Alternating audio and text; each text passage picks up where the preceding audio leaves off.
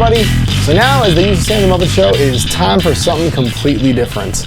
I had an idea, and this idea was actually something I got from talking to people about YouTube and things people do on YouTube, for a different kind of show, a different kind of battle report. And the reason I got this idea was people were telling me about all the really famous sort of like YouTube royalty out there, who've, you know, gotten famous for playing video games and stuff. And these series that they do called Let's Play. And it's a really common YouTuber thing.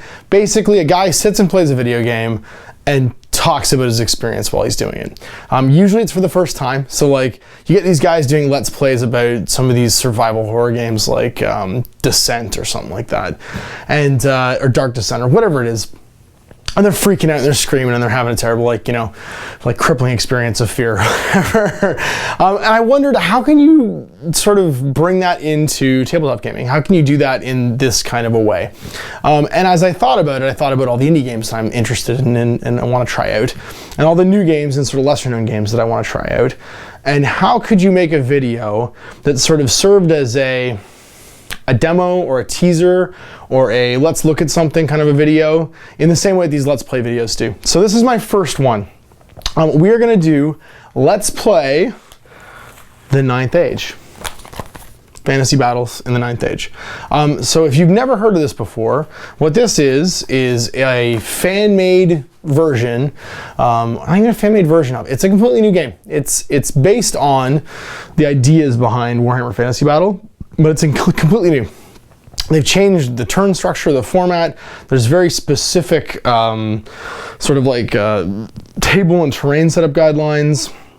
And it's all very neat and tidy. And I got an email from Adam Osborne, who's on the rules committee for the Ninth Age, asking me if I'd take a look at it and give it a try. And now the hard thing with this one is, because it's very much derivative of, you know, 8th editions of fantasy, every time I've asked people about it so far, they've just said, why don't we just play 8th edition fantasy? Well, unfortunately what that's meant is I haven't had a person to play against. Now I'm going to teach the game to Owen actually the day after tomorrow. And one of the things I usually do when I teach someone a new game is I'll actually sit and try and, if I have a few spare hours during the week, play it myself, like put some models on and roll some dice. So I've got a general working idea of how the game works before I jump into it. And that's where the idea for these Let's Play video games sort of came from, is that you guys get to watch me do that. So what I've done is, I've set up the table and I'll go through the entire sort of like setup for the rules for Ninth Age, because this is a complete rule book. This is a 117 page, it's got everything, every phase of the game. This isn't like a mod, this isn't like a bolt-on to another edition of fantasy. This is a completely top to bottom complete game. And I'm gonna go through from the first page to the last page, like not in real time, but like all of the steps you go through basically to play a game. I've made 2 little armies. I've printed off 3 army list sets. I've done my dwarves, my ogres, they're called ogre cons in this. I've done the followers of the dark gods, I think they're called, or warriors of the dark gods. It's basically the dwarven holds, the ogre cons, and then, what are they called, the chaos warrior ones? The Warriors of the Dark Gods, yeah, that's what I thought.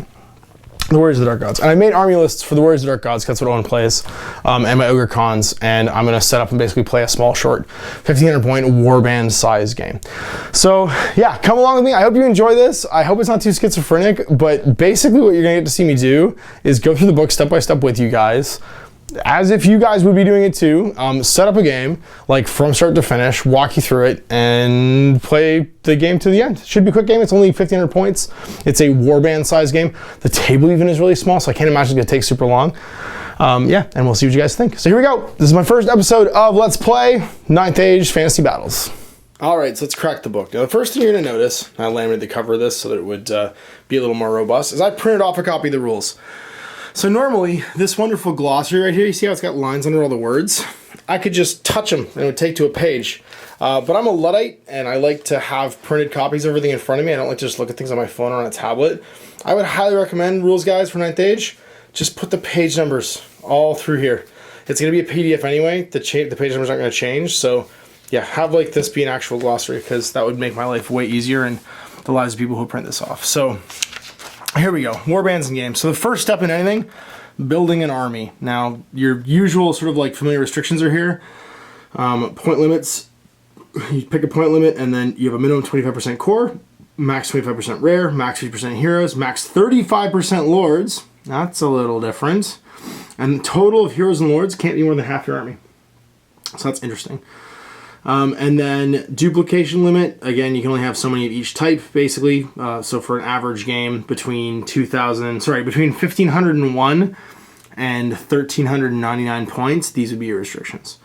There's also minimum army size. Every army has to have 4 units, excluding characters, and only 1 can be a war machine. So no min-maxing and spam. You have to have a general. The combined point value of every unit in the army has to be, can't exceed, the limits. It can only fall below, basically, the total by 20 points or less. If the army has less points, blah, blah. One of a kind, units marked that way can only be taken once per army. Specified limit, units marked with the specified allocation limit can only be taken up to the specified amount. So if something's 0 to 2, you can only have up to 2. And then there's grand armies and warbands. So I'm playing a warband game today, and that just reduces all the maximums. So you can only have up to 2 of the same core, 2 of the same special, 1 rare of each type, 2 of the same hero, 1 of a kind things, you only have 1. And the specified limit stuff, so if it's 0 to 2, I only have half of it, so I can only have 1. And then grand armies, everything just doubles. So everything just gets bigger. Alright, hidden open list. This is like tournament play stuff. Do you show your army your list and stuff? And then we go right to setting up a game. So it's interesting. The way the rulebook's laid out, it is like write an army and then go and set up a game. So you decide on the game size, you share your army list with your opponent, you build a battlefield, you pick deployment type, you choose secondary objectives, determine deployment zones, generate spells, and then you deploy. So we decided we're going to play 1,500 points tomorrow. Obviously I've written both lists, so I'm going to give him a list when he shows up. And then build the battlefield. Now this is interesting. Standard size would be 6 feet by 4 feet. But it's saying smaller games, warbands, we recommend 36 by 48. So basically 3 feet by 4 feet, which is what we're on right now. So we're going to be playing 3 feet by 4 feet today, which will be an interesting way of setting up the battlefield. So we'll flip over now and actually set up the table. So the first thing it wants me to do is divide the table into 24 by 24 inch cubes. And I can't do that on a 3 by 4 board. So maybe they mean 4 by 4, but it very specifically says 48 by 36. So I'm going to guess that I can do 24 by 24 inch cubes and then maybe fudge it down to 24 by 6 by 18. Yeah, 24 by 18. So that's what we're going to have to do. And then I have to place down 3 objects, a woods, a hill, and something impassable. And each one is scattered from the center of the thing 2d6 inches in a random direction. So they're all 3 down now, and I will scatter them. So after my scatters, here's where I ended up. Basically everything moved almost out of the way. Now I have to place an additional 2d3 pieces of terrain, and I d6 to see what they all are. So I have to do 1, 2, 3 more pieces of terrain, and they're going to be a hill, a forest, and wall. So there's our additional terrain. If something doesn't scatter far enough, so for instance, this is too close, everything has to be 6 inches apart. So when this started, it started in the middle of this quadrant, and it didn't go far enough not to scatter back, so I have to actually push it back to 6 inches if I can. And if you can't place it outside of 6 inches, you just remove it. But everything did fit. It's just kind of gotten a weird, almost linear feel to the battlefield. Now we pick our deployment type. You can either agree with your opponent or you can roll. In this case, of course, I'm going to roll. I'm going to get a classic, so just 12 inches on. Now I have to roll for a secondary objective. You can either agree to them or you can roll. Once again, use the rules. I'm going to roll. Secure target. Let's see what that is. So secondary objectives work like this. You have scoring units, and your scoring units are anyone with a banner that isn't completely made out of characters and doesn't have free reform as a special rule. So basically no fast cav. And what you're trying to score in this one, secure target, is each of us is going to be placing, so you and your opponent, a flag. It has to be 12 inches from your deployment zone and 24 inches for each other. So in a warband game, they basically have to be along here. You start with the person that wins the roll for deployments, and they place theirs first, and the other one gets placed second. So you basically on a 36-inch wide table have a strip along the middle of the table that's going to have 2 flags on it, and it'll be up to 6 inches from the edge. Controlling these at the end of the game gives you 10% of the game size in victory points. So in this game, it would be 150 VPs you'd score if you have the most scoring units, i.e. units with a banner, within 6 of it at the end of the game. So it's telling me to determine deployment zones, and we would place these flags afterwards, but they can only really go here. Now what's interesting is it has you randomize who picks by rolling a dice. On a 4+, the person rolling the dice picks, and on 1 to 3, the other person does. So in this case, the other Ash, or Ash playing, let's say, Chaos Warriors, will be picking deployment zones. And then the person that did not choose deployment gets to decide who goes first. Who deploys first and puts the unit down first. At this point, we'd be deploying the flags. Now, what's interesting is, and this is probably going to have to be addressed, this player picks a long board edge. But for Warband games, it described the table as being this deep, and in fact, you wouldn't be able to place your secondary objectives if you were playing this way, because there'd be no way for either of them to be 12. Oh, I guess they could be in your opponent's edge. Yeah, they could be in your opponent's, unless it says they have to be outside both deployment zones. Let's check. No, I guess in this case, you would actually end up picking the long edges to play across. So you would be 36 inches across, because it says you pick a long edge to deploy on. So you would be placing your objectives 24 inches in, so they'd have to be at least 12 from the other sides. They can even be in your opponent's deployment zone, weirdly. They almost have to be in this case, because they have to be 24 inches away. So they can be at least in the line of your opponent's deployment zone. And yeah, and 24 from each other. So again, at least, you know, sort of like this. So those will be the ones you're trying to score. And then the deployment zones will be, I guess, 12 inches on across the long edges. So you're only just going to start the game really close to each other. The next step is to generate spells. So it's a good idea to show you guys the armies at this point. So the ogres have taken a warlord, a Gorlock is what they're called. I actually really like the renaming conventions for a lot of this stuff. I think that's really cute. They call the what used to be a butcher a Gorlock because he's, you know, used to making food and stuff into wizardry. That's pretty neat. So just an ogre warlord and then a Gorlock. The bruisers are now called brawlers, so that's a battle standard bearer brawler. These are cannoneers. These are raiders. These right here are just ogres, and then these guys are ironclads. Ironclads. Tribesmen. Ogre tribesmen, and then ogre ironclads. They got some magic items and stuff, but they're not super consequential. I'll, you know, pull them up as irrelevant. The most important thing is there's a level 2 wizard here, and he uses a choice of different lores. You can upgrade him to be a fire wizard. What's he called? A firelock?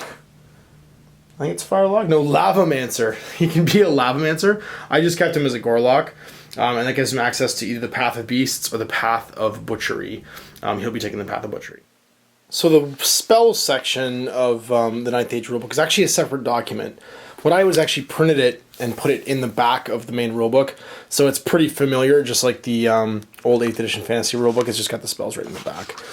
There's basically all of your old main 8 lore stuff.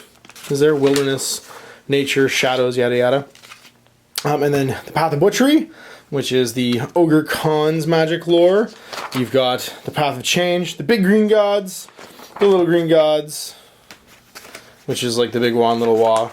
The Path of Black Magic, Disease, Lust, and then this is kind of neat, Necromancy, Ruin, the Forge.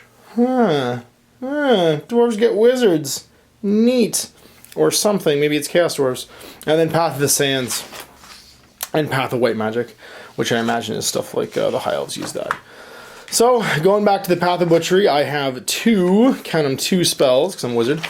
This is almost exactly like you would imagine the old spell stuff from 8th edition to be like. You roll 2d6, I got a 5 and a 6. So I have Troll's Heart, which is Regenerate, and Giant's Gullet, which is it's a 18-inch hex direct damage. Target instantly suffers d6 25 hits with armor piercing 6. If one of them are wounds dealt, they can't march, charge, blah, blah. So they fall into a giant's stomach or something like that. I regenerate 4+. I'm going to keep that. You can always trade a spell for the basic one. I'm going to be going on a Toothcracker there, which is a lot like Toothcracker. 8+. Last one turn, target is +1 toughness. So there we go. Toothcracker and Troll's Heart are what my my Gorlock here knows as far as spells. So for the Warriors of the Dark Gods, the wizard I took has no mark. He is unbound. So he can take the Path of Heavens, but he can't because he's not a lord. Alchemy, Shadow, Death, or Fire. And here's the 9th Age Warrior of the Dark Gods force that I put together. There is a Warlock, there is a Lord, there is a unit of Knights of Pestilence. They have the Mark of Pestilence. and warp-touched blades, so they also have full command. There are a unit of warriors that are gods, or wasteland warriors, I think they're called, or warriors of the waste, something like that. Wasteborn warriors, no, wasteborn warriors, I think they're called. They have shields, they have full commands, and they have the mark of change, which allows them to pick a weapon trait every turn, either holy, flaming, or one other one. But basically it just gives them like different types of attacks. Another unit here, with halberds, they have the mark of wrath. That gives them +1 strength in the first round of combat. So not +1 attack like the old frenzy rules did, but just +1 strength in the first round of combat. They also have halberds, so +2 strength overall. So they are strength 6 in the first round of combat. And then a unit of 4 trolls, no upgrades. They're just trolleys, and that is it. 1,500 points of Warriors of the Dark Gods. So generating 2 spells from fire, because that sounds damagey. 5 and 6 again, apparently these are the best magic dice ever. So Burning Ramparts, cast on 11+, or big on a 14+, which boosts range. Remains in play. Target suffers D6 strength 4 hits with flaming attacks at the end of the close combat movement phase. If any model unit affected by flame cage is moved in any way, each model suffers a strength 4 hit with flaming, 1 strength 4 hit with flaming attacks. So basically they run out of the flame cage or whatever. And then Smoldering Embers. Target has +1 toughness and gains a word save 5+ in the Fireborn special rule. Ooh, that's pretty good. It's an augment. I think we'll keep that one. That sounds kind of amazing. And then drop the 5 down to Fireball. Now, starting with the army that won the deployment roll, which in this case was the Warriors of Chaos army, the 2 armies go back and forth deploying a unit at a time. When one side runs out of units, the last one will drop basically his remaining units down, and that will affect who goes first. Now, what's interesting about this alternating system is you can deploy any number of units during your go. So the Chaos Warrior could choose to put all of his units down right away, so the opponent can see his whole army. What that does is actually affects who goes first. So you can kind of gamble and put down all your units. That's what we're going to do. I'm actually going to deploy the entire Chaos Army first and say the Chaos player was gambling to try and get initiative on the Ogre Kingdoms player or the Ogre Cons player. And we'll see what impact that has. So yeah, you can put down any number up to. Characters count as a single unit drop, so all your characters go down a single character or a single drop, and so do War Machines. But yeah, we'll see how that works, and we'll put them all down at once. And both armies have now deployed. The Chaos Army deploying aggressively, almost right at the 12 inches of the battle line, and the Ogre Cons player deploying a little bit deeper in, trying to avoid being first turn charged. The Cavalry basically flanking here to try and get to the flag for the secondary scoring, and the Ogre Cons player going all in, hoping that this unit can be destroyed across from here, and that this huge wave of meat bus can crash into the Warriors or the Wasteland Warriors and destroy them. So let's look at the rules for who goes first, because this is actually a little bit more complicated than 8th edition Fantasy. Now the first thing that happens is the Warriors of the Dark Gods player would have announced if they wanted to go first or second. In this case, they obviously would have announced they wanted to go first, because otherwise why would they be dropping all their units? What they get as a bonus to their roll now for who goes first is the number of undeployed units in the Ogre Cons army. So the Ogre Con had 1, 2 for the characters, 3, 4, 5 units overall. So when they dice off, the Warriors of the Dark Gods player, the red dice, is going to get +5 to the roll. If they win the roll, so basically if they don't roll a 1, and the Ogre Cons player rolls a 6 and ties, there's basically nothing that the Ogre Cons can do here to keep from going first. So a smart player could just count the number of units in the opponent's army, gamble, put their whole army down, and then know they're going first. So they get a total of 9 with the +5 for undeployed units. And what they are now is they're held to whatever they said they were going to do for first or second turn order. And they can choose to go second too and still gamble and get the undeployed unit bonus to see who goes second. So in this case, their plan goes perfectly, and the Warriors of the Dark Gods army goes first, starting the first turn. So the game turn is broken into 4 distinct phases, which are usually pretty familiar if you played Warhammer Fantasy before. Movement, magic phase, shooting phase, and close combat phase. Some of the things are defined here though, such as active and reactive player. The active player is the guy whose turn it currently is, the reactive one is the one whose isn't, and that gives you the ability to basically judge some simultaneous abilities. If the active player declares what they're going to do, the reactive player then gets to declare any simultaneous abilities that happen afterwards, or at the same time, and they both get resolved. Dice and templates. The only exceptional template that isn't noted here is the old breath weapon template. You just use a 3-inch, a 5-inch, and also a 1-inch template, and a line template for cannons. They don't really define that super well, but they've got some sort of like new templates here they're talking about. Other stuff, characters test, this is all familiar. If you played 8th edition fantasy, this is all pretty much the same. Leadership test, the same thing. Modify priorities, multiply before you divide. Multiplied happens before, multiplied and divide happen before additions and subtractions, blah, blah, blah. Measuring distances, everything is allowed to measure at any time. Super familiar. Line of sight. Now here's an interesting one. You can measure line of sight from any point on the front arc of a unit to any point in another unit, provided it's not blocked by a unit whose type is larger than the models that you're trying to see, and you yourself. So like, these are considered to be small. Small would be unit types War Machine, Infantry, War Beast, and Swarm. Medium would be basically everyone over here, and of course the cavalry as well. So that would be cavalry, monstrous infantry, monstrous beast, monstrous cavalry, and chariot, and then large ending with the large target rule. So if I wanted to give an example, if the trolls were lined up 4 wide, standing in front of this unit of Warriors of Chaos, they would not be able to see any of these ogres due to the fact that the intervening unit is equal or larger to the unit you're trying to see. Now, vice versa, if the trolls were behind the Warriors of Chaos, they could still be seen by the ogres because the intervening unit is smaller both than the target that's trying to be seen and the thing seeing them. Even a small infantry unit would be able to see these guys behind the Warriors of Chaos because they are larger than the intervening. It's neat, size and stuff's back into the game.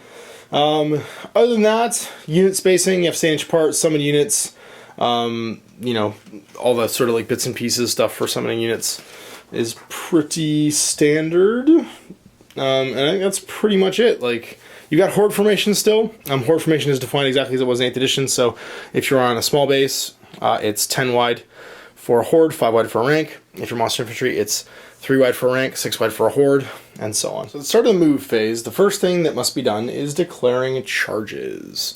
So this canny chaos player has ranged out all of his average charge ranges to see if there's anything he wants to try and do here. He can pre-measure at any time, of course.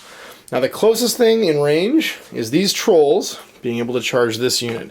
Now they are still, however, 2 inches out. And what that means is he needs to roll an average dice of 9 to try and get in there. Now, with the trolls being the trolls and fairly disposable as they are, the Chaos Warrior opts to use them as bait and declares a charge onto the ogres. And the ogres can do one of 3 things: hold, stand or shoot, and flee. But with a huge unit of 10 ogres, the Battle Standard Bearer, and the Gorlock in the unit, they opt to hold. That is the only charge declared, and of course everybody else will just stand and watch this happen. So they will now roll their 2d6 and add their movement. Just like 8th edition fantasy, that gives you your charge range. Now the actual resolution of the charge is a little bit more interesting. We'll talk about that if we see if the Warriors of Chaos get it on 9. They do, they roll an 11. And the closest point on them in their front arc, the closest point on them is in range. Now what's interesting is, during their charge move, this isn't actually their charge distance. Now what they've rolled here at 11 is 17 inches. They get to move an unlimited amount of distance because they need to try to maximize their charge. And what that means is getting as many models corner to corner as possible. So a bit cleaner than 8th edition fantasy. What that means is that there's no like quibbling about where the closest point should try and end up, and that would be right here in the corner of the Gorlock's base. They get 1 free wheel to do it, but they can move literally an unlimited distance. So they get 1 free 90-degree wheel, which means they can wheel up here when they get to here, and then slam into this unit of Ogre Tribesman. Apologizing to his opponent, realizes that the trolls did not make a leadership test, which they're good on his 9, because he's the general, to see if they could actually pass their stupidity and charge. Now, luckily they did make it, so that charge is resolved, but otherwise, yeah, they could have actually failed that. And the reason I remember that is we're now in the compulsory move sub-phase, where if they had failed their test, they might have to do some compulsory moving. So, with all the compulsory moves done, there's no rally test, flee moves, or fleeing units. We're into the remaining move sub-phase. That means we will start with any reinforcements. There's none. Choose a unit to move, and then there's advance, march, reform, and move it. These are the 3 different types. Advancing units can move forward up to their movement value, backwards, half their movement value. They can sidestep half their movement value as well. March moves, and performing a march move, a unit can move forward, but only up to twice its movement. During a march move, it can perform any number of wheel maneuvers. If there's an enemy within 8 inches of the unit, they have to perform a leadership test to try and make a march. So the Wasteland Warriors basically deciding that they've had enough of these ogres move up. They're going to march because they're not within 8 inches. Moving the flag for a second, they will move forward, looks like 4 to there, and then wheel 1, 2, 3, 4, like so, placing the flag back. Also the movement of 4, this unit decides to wheel first, pinning its corner and then turning 3 inches, and move another 5 inches forward. Concerned more with getting towards this flag than surviving guns, the Pestilence Knights are going to roll 5d6 for dangerous terrain tests for moving over a wall. On a 1 they may take a wound, but all 5 of them are fine, and they will advance their 14 inches straight into the teeth of the guns. Now they have a movement of 8, but barding on their horses will reduce the range of their movement by 1, so that is 8 inches, clearing the wall. 14 would be another 6, putting them right here. With the movement phase now concluded, the Warlock in this unit will now summon some might and go into the magic phase. The active player, in this case the Chaos Warrior player, will roll 2d6 for his wizard to see how many dice are in the Winds of Magic pool. In this case it will be 4.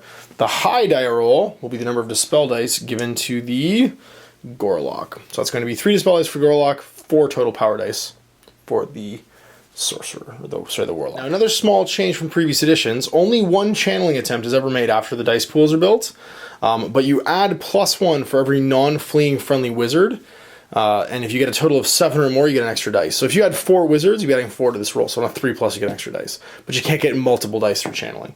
Nope, does not roll a 6 since it does not channel, and then for the Gorlock, does not channel either. So the most interesting thing about the magic phase changes I've seen so far are the changes to casting and overwhelming force. Now the way that casting works is you can roll 1 to 5 dice. Just like in 8th edition fantasy, a 1 or 2, no matter how many dice you roll, is always a failure. And on double 6s, you're casting a spell with overwhelming power. Now the Warlock here only got 4 dice. He's going to attempt to cast Burning Ramparts, not Burning Ramparts, Smoldering Ember. On a 12+, he can augment his own unit. They'll have +1 toughness and a 5+ ward save, and the Fireborn special rule, which defends you against flaming attacks. So he needs a 12+, he's going to add his wizard level of 2, and what's neat is, if there was more than 1 wizard, they could forgo casting during this magic phase to add +1 to his wizard level. So if you had a level 4 and like 1 or 2 level 2s, you could effectively be level 6.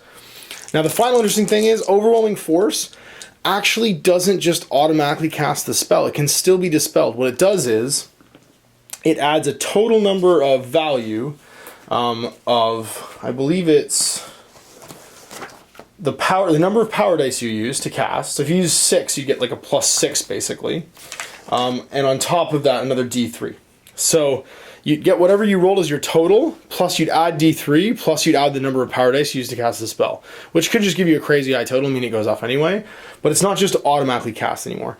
If it is successfully cast, though, it does result in a miscast. If it doesn't get successfully cast, or it's dispelled, no miscast occurs. You can also aid dispelling, much like aiding casting. You can forego making dispel attempts yourself to add to the level of another wizard who's trying to dispel up to a maximum level of 4. So sorry, I shouldn't say that you could get to level 6 with the mage. It's up to a maximum of 4, but a level 2, 3 level 1s could become a level 3, or a level 2 and 2 level 1s could become a level 4. Just for the purpose of casting, but they couldn't cast during the rest of the turn. The miscast table, appropriately crazy. So back to our Chaos Wizard, he needs to throw a 10. He could try and do it on 3 dice, but he's pretty happy with this unit getting tough.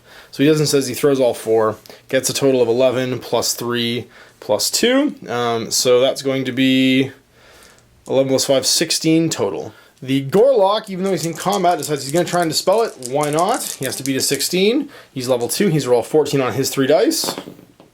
He does not, though, and the spell effectively... Smoldering Ember only lasts a turn, though, so at the start of the next Chaos Warlock magic phase, not Chaos Warlock, Dark Gods Warlock magic phase, it's going to dissipate, and you have to cast it again. With the Chaos General not taking any form of shooting whatsoever, that phase will be skipped completely, and they will jump right to the combat phase, where the trolls and these ogres will throw down. So at the start of the close combat phase, you actually apply no longer engaged, which is an interesting addition to previous editions of Fantasy Battle, where if a unit is somehow deleted, like let's say this unit has a unit fighting it, and in the magic phase, or somehow the unit goes away, this unit actually gets to do a combat pivot, so it can spin around as if it had won a round of combat. And it just follows the rules for nomophones. That you can do a post-combat pivot or overrun if it just charged. before any other combats are fought. This cannot be done if the unit had moved since the opposing unit was removed. So it's just like a magical move or something like that. So let's say a spell in some way removes a unit, or some other effect in shooting, like a scattering stone throw or something, kills them. This unit would either get to overrun before any blows get struck, so it could actually participate in a new combat, or spin around and be facing a different direction. Choose a combat to fight in. Obviously these trolls are throwing down. That's the only one we have right now, and they will get to strike. So there's a very clearly defined order in which things happen. Start a round of combat. First you choose your weapons. So in that round of combat, what do we want to fight with? This is new. Well, everyone here is going to fight with their hand weapons, because that's all they're armed with, as will the trolls. Make way if characters weren't in base contact. Obviously, all these characters are. Challenges could be issued and received, but the trolls are all just rank and file.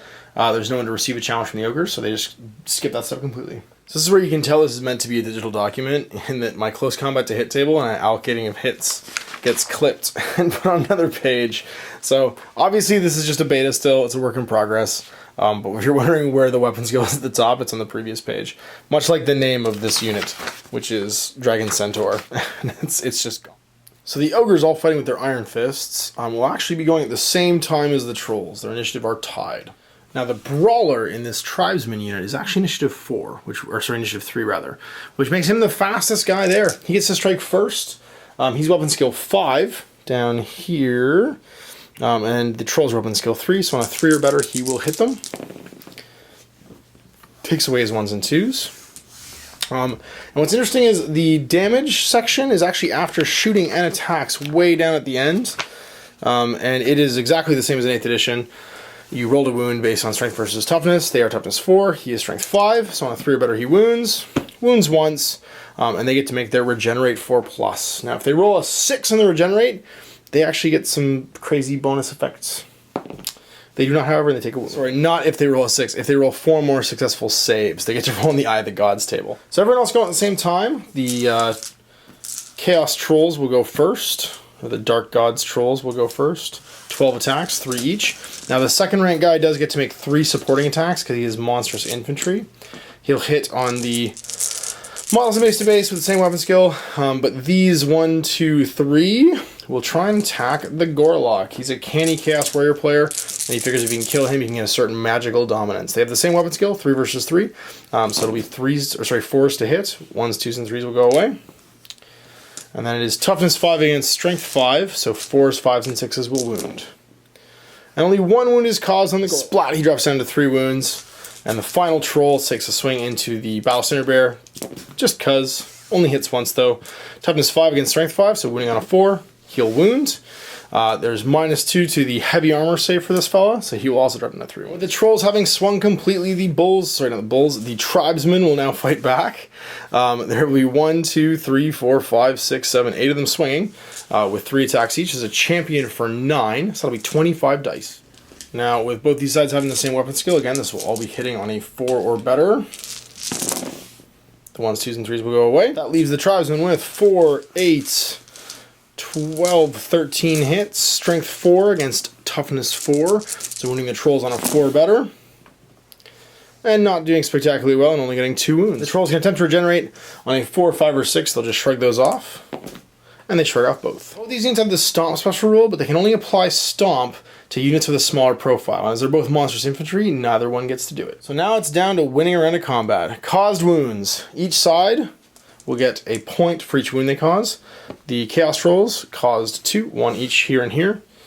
The Ogres caused a single one. The Trolls will also get +1 for having charged. If they charge down a hill, if the charge started with half or more of the model's footprint on a hill and ended with half or more of its footprint no longer on the hill, they get +1, so they charge down, or +2 rather. And they only get to count this bonus once from each unit in combat. Rank bonus, +1 for each rank, maximum +3. The tribesmen have 1 rank, the trolls have none. Standard, the tribesmen have 1, the trolls do not. Tribesmen also have the battle standard in the unit for an additional +1. So subtracting the 3 points scored by the trolls from the 4 points scored by the tribesmen, the trolls have lost by 1. That means they have to test. Now normally their leadership is 4, rolling 2d6 and getting underneath. But there's General, the Warlord is standing right there, so they get to use his 9. -1 is 8, so on an 8 or less, they will stick around, otherwise they are running off. They are fine. No pursuits or overruns. They can, however, do a combat reform. Model maximize though, there's not a lot of point in doing it, and so they remain where they are. And with that combat resolved, the first turn for the Warriors of the Dark Gods ends, and it goes over to the first turn for the tribe. Starting off, the Ogre Khans need to declare some charges. The Mournfangs, taking a look at their arc, decide that what they would like to do is charge the Knights of Pestilence. Knights of Pestilence, confident in their armor and their mounts, decide to hold.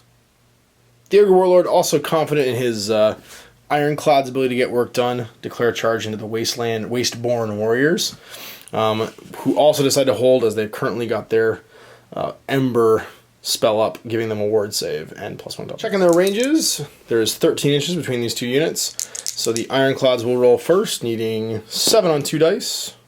They get it just. Once again, having to wheel to maximize, they will come forward. They can wheel at any point during their move to here, wheel so that their corners touch, and then crash into the unit. With their natural armor not slowing them down, they have a movement of 8 here on the Raiders.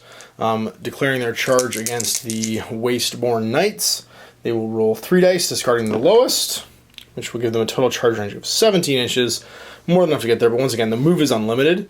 They will come forward enough so that their wheel clears wherever, but they can wheel up to 90 degrees, which is a full right turn. In this case, they will go far enough so that their corners align with this corner so they can maximize, and then slam in and close the door. The remaining moves phase, the Cannoneers decide simply to pivot so that they can face the Wasteborn Warriors with halberds. With the movement phase over, the magic phase begins, and the Gorlock rolls 2 dice, gaining 8.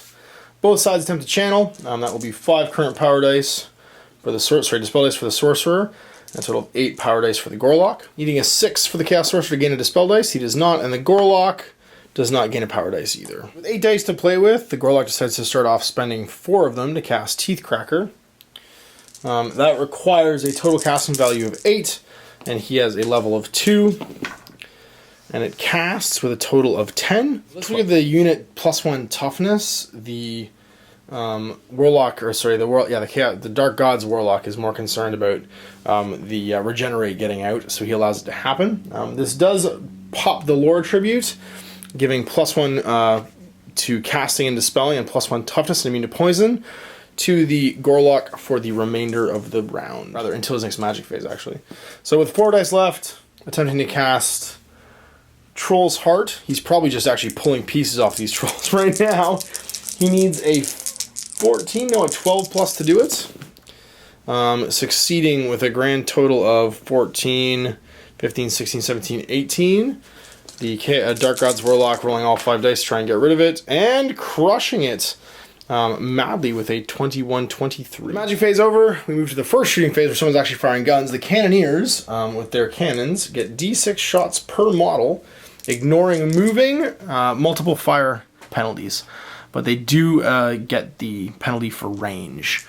So, with a grand total of 11 shots, they will be hitting on 5s because they're over 12 inches away from this unit of Wasteborn Warriors. 5s to hit, 2 hits, and then Strength 4 with Armor Piercing 1. Armor Piercing, basically, in brackets is a special rule, adds to whatever the Armor Piercing based on Strength is. So Armor Piercing 1 just adds an additional 1 Armor Pierce to this. They will wound on 4s, times 4 against Strength 4. 2 wounds against these warriors who are wearing plate armor for a 4+ save. They will be saving therefore on a 6. So 6 or better, Wasteborn Warrior survives, 2 dice.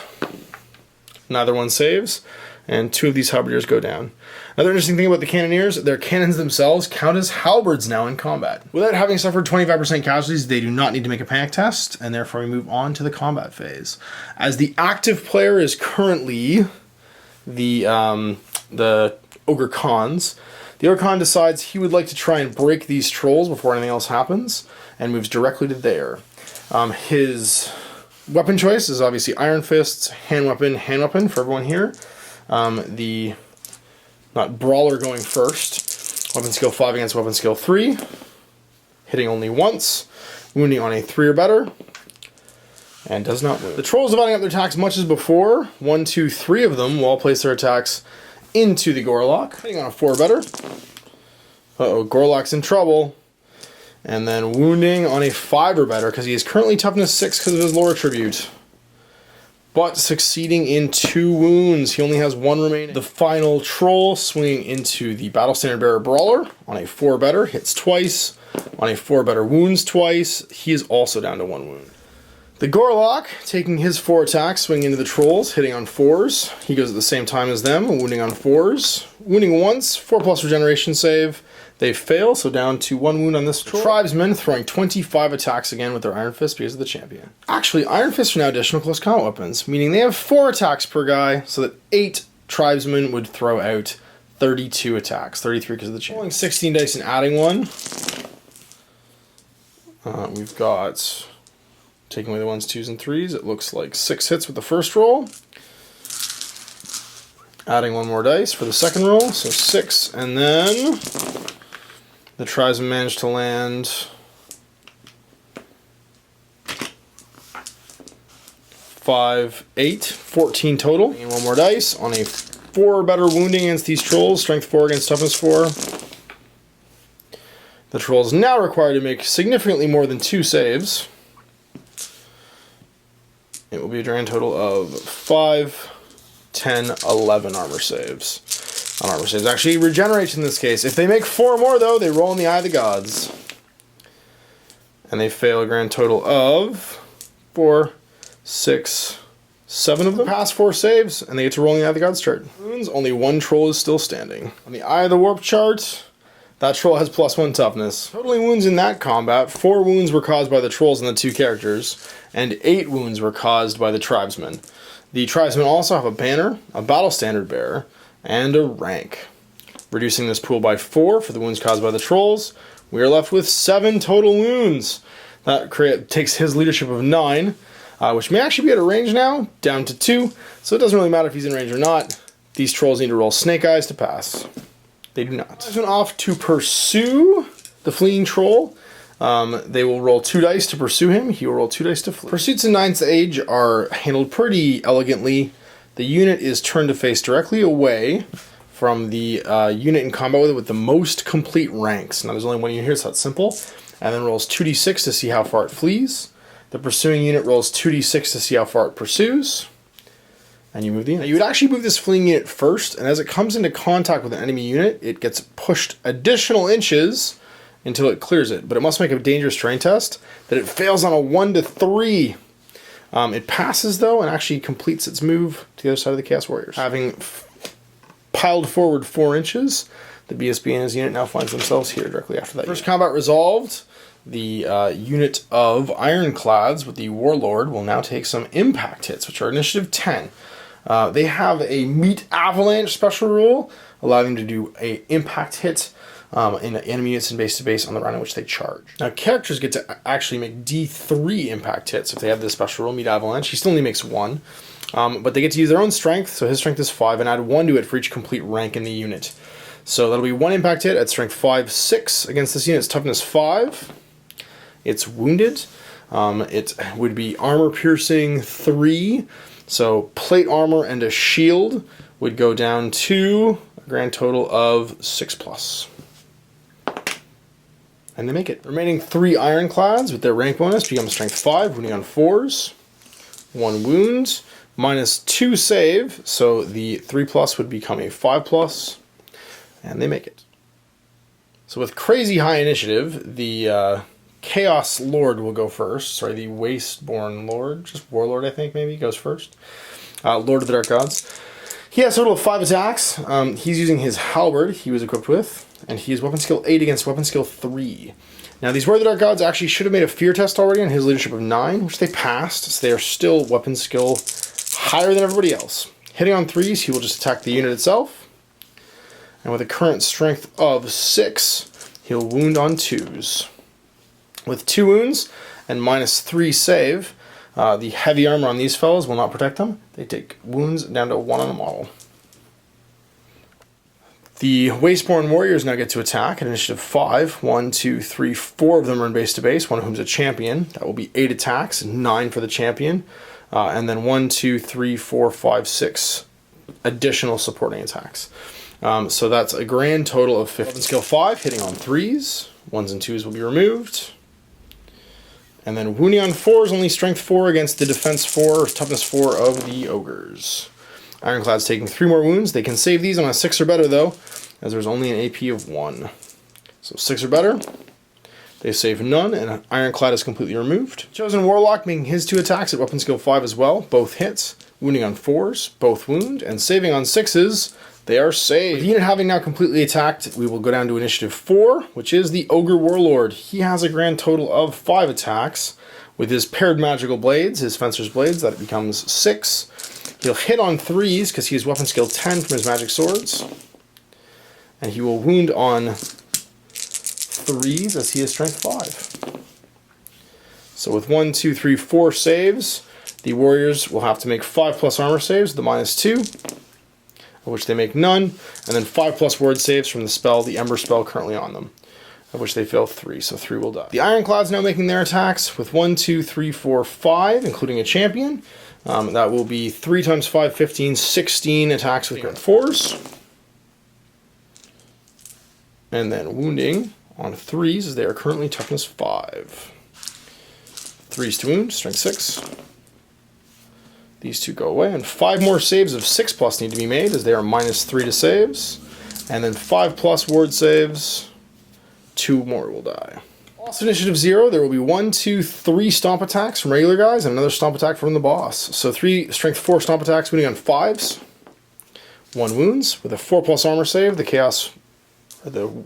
Wasteborn Warrior will fail it, and on a 5+ ward save, he'll pass. There will then be 3 more from the... There's actually 1 more from the Warlord on a 4. Totaling wounds, the Wasteland Warriors have gotten 5, or Wasteborn Warriors have gotten 5. The Ogre Khan Warlord has gotten 5 as well, with 5 casualties. He also has a banner and a charge, and there's a banner in the Wasteborn Warrior unit. That gives them a total of 6, reducing this down to 1, and them testing on a leadership of 8. The Warlord's -1. They pass. The Ogre player choosing to do a combat reform, he puts a model to one side, making sure that he can maximize his attacks. Wasteborn Warriors then choosing to do so as well, as there's no benefit for guys standing in the back that aren't a full rank, and they will gain an additional 6 attacks if they do so. More than 6, actually. The final combat in the round beginning, the Raiders decide to use their Iron Fists, while the Wasteborn Knights decide to use their Warp-touched Blades. That means that Initiative 10 step will begin the combat, which is the impact hits from the Riders.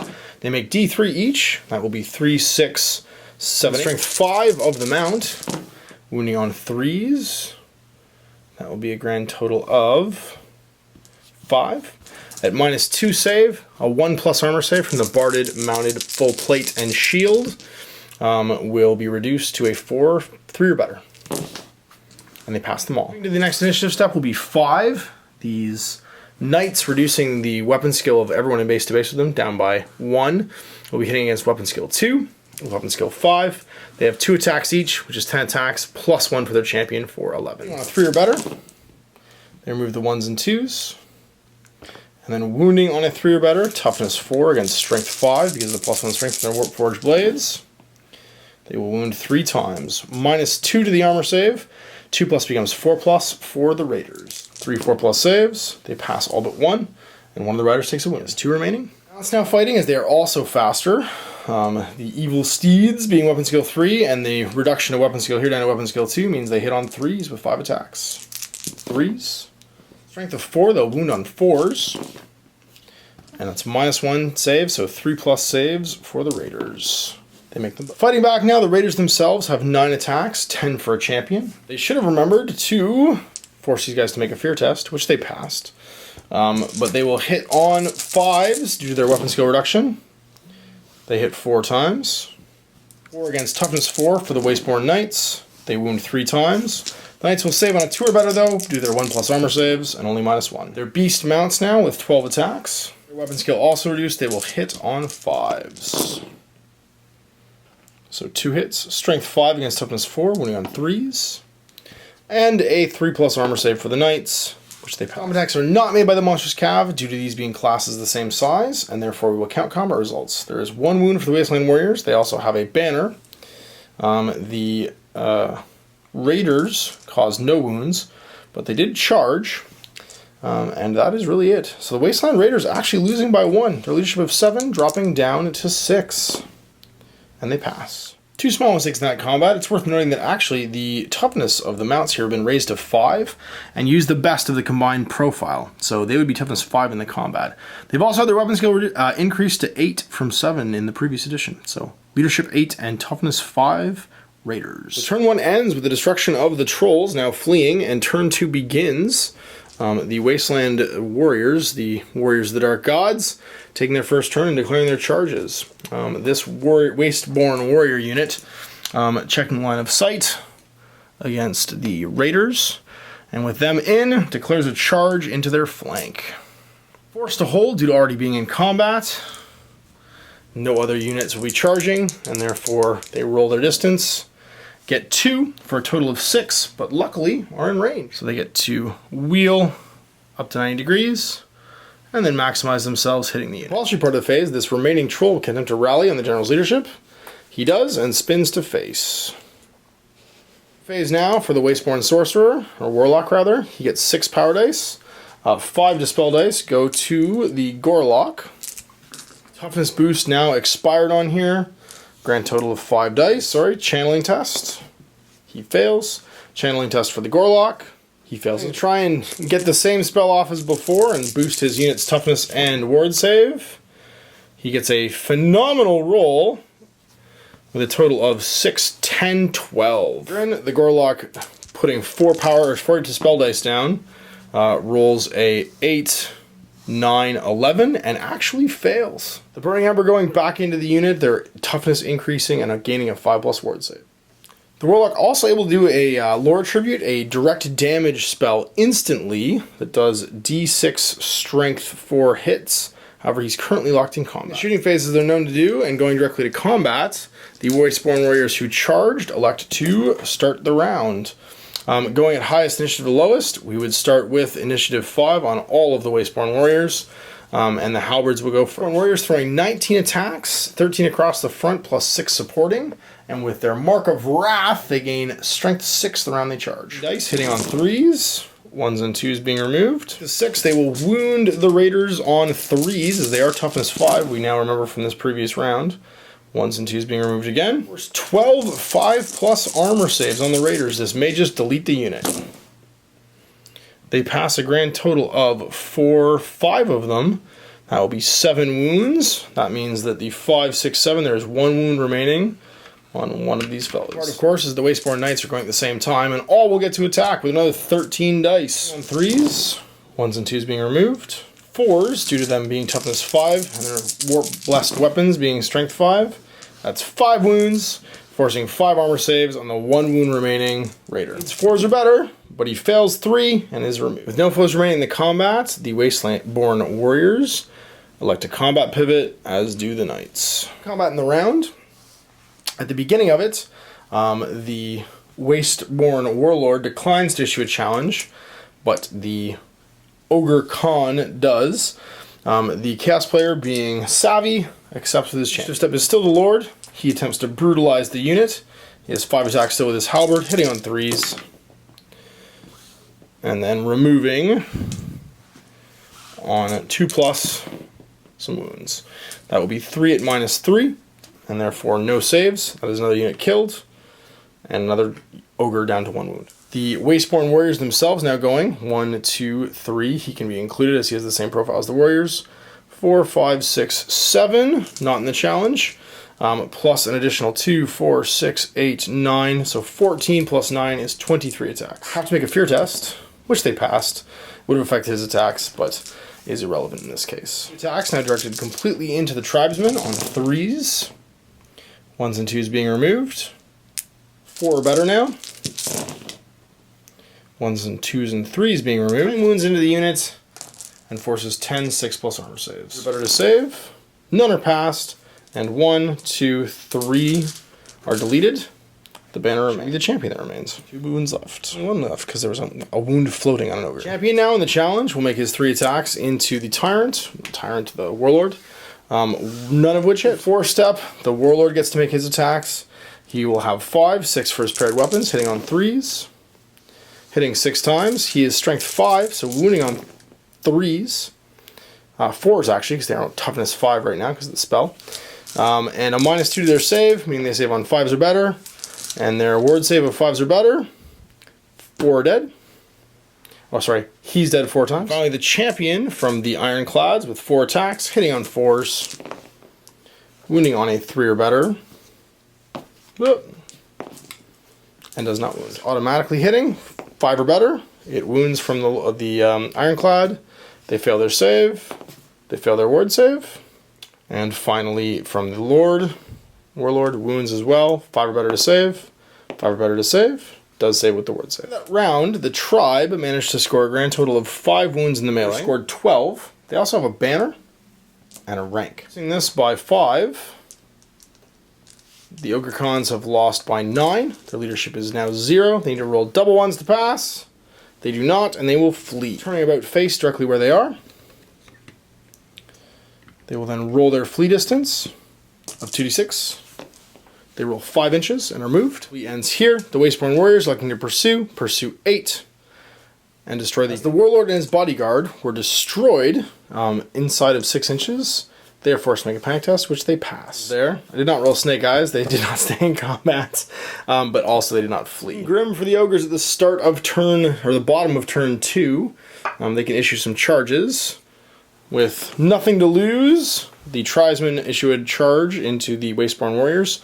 The Chaos Journal electing to hold, as again, he has nothing to lose either. Simply pivoting, the Cannoneers turn to face the Knights. They should have been resolved first, but they will spin to maximize, corner to corner. There's not a lot of ability for them to go any further, but they will maximize everyone, except for the guy on the end.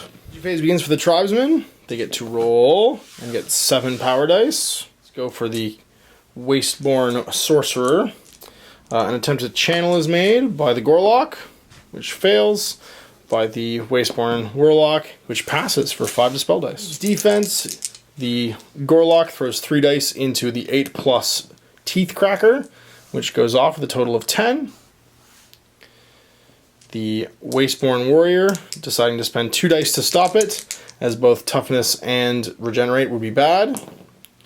He fails and can no longer add to his dispelling. More tribute is progged, and the Gorlock also gains +1 toughness for a total toughness now of 7, as well as a bonus to cast his following spell, which is Troll Hearts on a 12 or better. It will not go off with a 5, 6, 7, +3 is only 10. It begins, and the Cannoneers get to dial up d6 shots each. They get 11 into the Wasteborn Knights, who are at close range. Shots on 4s because of the range. 1, 2, 3 only land. Wounding on 4s. And then the combat phase, impact hits. There will be 1, 2, 3, 4 at strength 4 with a rank bonus. Going to strength 5 and wounding on 4 because of the toughness bonus, all of which wounds. -2 to their saves, however, so they are tackled and fail their saves on a 5 or a 1 to 4. They fail all 4. Ward save on a 5+ from their spell. They pass 3 and only lose 1. Pass. We now drop over to the Wasteborn Warlord and his 5 attacks with his halberd, hitting on 3s because of weapon skill 8s, but they do have to make a fear test, which they pass. 3s to hit, 4 hits, 2s to wound, actually 3s to wound because of Teeth Cracker. He is directing all of his attacks into the BSB. He hits and wounds a grand total of, I should be forced to wound in that case, 6, twice. He would actually have to attack the BSB, as you know else in base. The BSB, having no armor against this, just dies. At the initiative 5 step now for the Wasteborn Warriors, lumping in the mage as he is exactly the same. 1, 2, 3, 4, 5, 6, 7. 14 times 2 because the champion is dead, plus an additional 7. 8 actually from this guy over here. Will be 23 or better. 1s and 2s going away. That was a 3. Wounding on 5s, strength 4 against toughness 5, as both units are currently augmented. 1, 2, 3, 4, 5.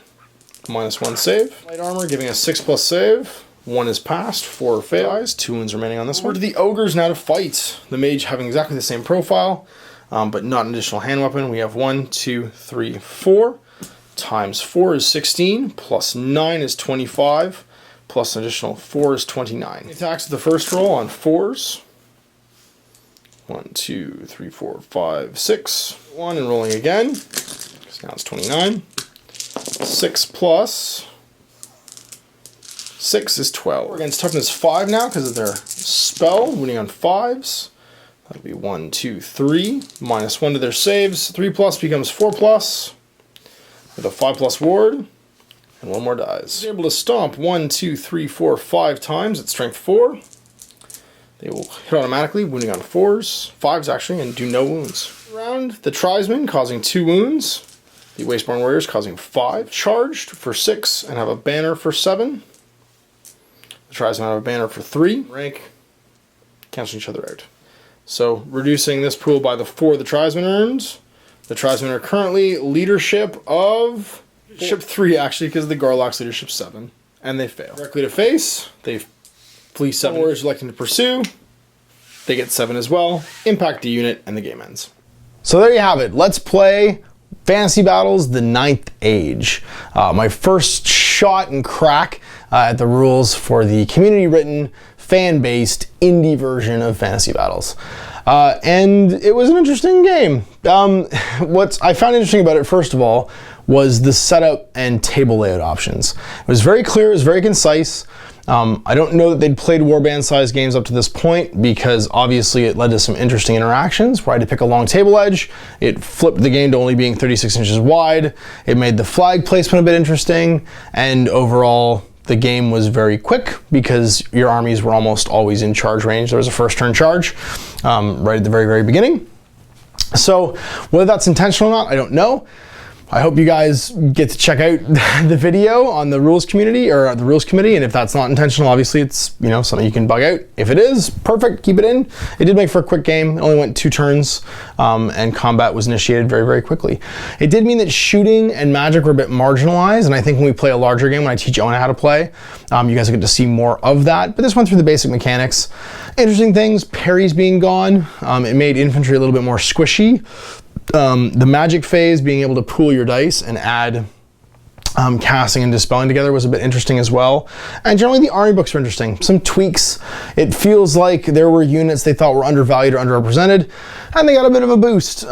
They got some sort of additional stuff. Now I'm sure I got stuff wrong. This was literally the first time dropping dice, looking through the rules, reading through the rules, and trying to play a game, but I'm comfortable enough with the base mechanics now I can show it to somebody.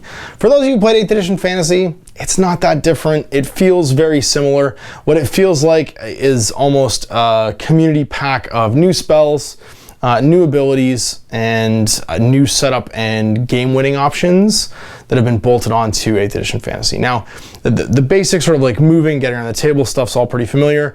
I do like how they cleaned up charges to make it very unquibbly about how you maximize. You can move any unlimited amount of distance to try and get to your maximum charge, and you get a 90-degree wheel, so you can literally go all the way sideways if you need to, try and get into combat.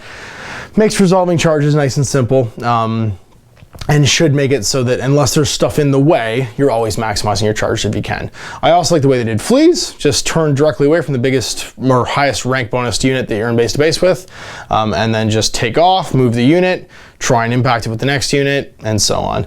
Having an amendment in there as well for what happens if a unit gets deleted between the charge phase and combat being resolved, that unit can reform and turn around and actually like do something, is also a neat little catch. I haven't dug super deep into the secondary missions. Obviously in this game, the knights were claiming the one objective, and even though they basically tabled the ogres, that would have given them an additional 10% of game size, so 150 victory points for holding that one. If the pursuing unit of warriors was a little bit closer to the backfield, they'd be holding that one as well, because to be scoring after the banner and not be fast cavalry. So it'll be interesting to see this game open up onto a bigger table. Obviously not having me basically orchestrating a game and just walking through the mechanics will make it a little more tactical and interesting as well. But this was my idea. Let's play 9th Age. You guys can see the basic ins and outs of the game. And if you do want to check it out, there'll be a link in the video description below to go see the rule pack, the magic pack, and all the army book packs, because there are army book packs there for every single army that ever existed in Warhammer. So I hope you guys enjoyed this. I would like to do this for other games. Now obviously the big challenge, the easy part about this one was I had to print rules, I had miniatures, I put them down, I went and played. So to do a let's play on other games, I need miniatures, I need the rules, I need dice, and I'd like to do it in the future, but I think that this will be probably the way that I cover things like new board games. I'll cover things like new card games that we bring into the co-op, and obviously new miniature games that I can just roll out miniatures I already have and play. So I think this is gonna be a good, fun thing for indie games that you guys are thinking about checking out but haven't checked out yet. It was perfect for this because there wasn't a lot of prep work. It's not like bringing in Frostgrave where like I have to do a month's prep work of terrain and miniatures and recruiting people and stuff like that. I could just throw it down and go. So if you think this is a good idea, tell me in the comments, tell me what you thought, tell me if you liked it, and thanks again for watching. I hope you guys enjoy the future 9th Age content we do as I rope more people into trying it out and giving it a go. Until then, I'm Ash, happy gaming.